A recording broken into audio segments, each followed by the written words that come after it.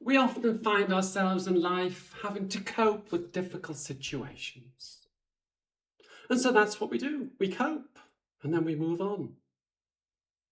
And as I've been developing my work through seeing things differently, I'm beginning to think there's something deeper going on here. Because what if that sense of coping isn't just something we have to do, but if we're not careful, it becomes somebody we are.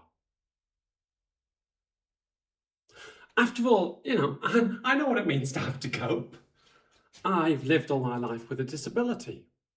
I've had to cope through periods of having some vision and then losing my vision completely. I've had to cope with working as a blind person where things aren't always set up for my needs. I have to go about my daily life travelling and doing things where there's not always the support I need. Also, as a trans person, I've had to, and I'm still learning to cope with living in a world that not everybody, but there's a strong minority that doesn't want me to go out there and live my life and just be the person I am. So coping is important. We all have difficult periods in life and, we have to learn how to cope. And coping is good. It's linked with adaptability. We have to adapt. We have to adapt to the world we live in. And so we find ourselves becoming the resilient one, the independent one, the one who doesn't always ask for what we need in case we get labelled the difficult one.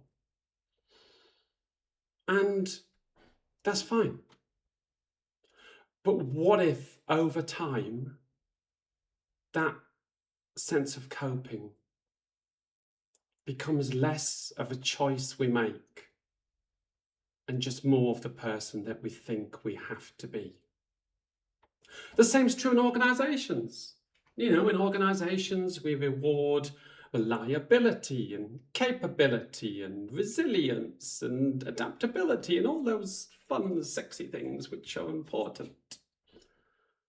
But what if through doing that, we lose sight of what has that person lost in order to become the person that they're seen as in the workplace? And through doing so, what have we lost as an organisation from their voice, their creativity? And so for me, the question here isn't so much, what do we need to do to cope in life and in work?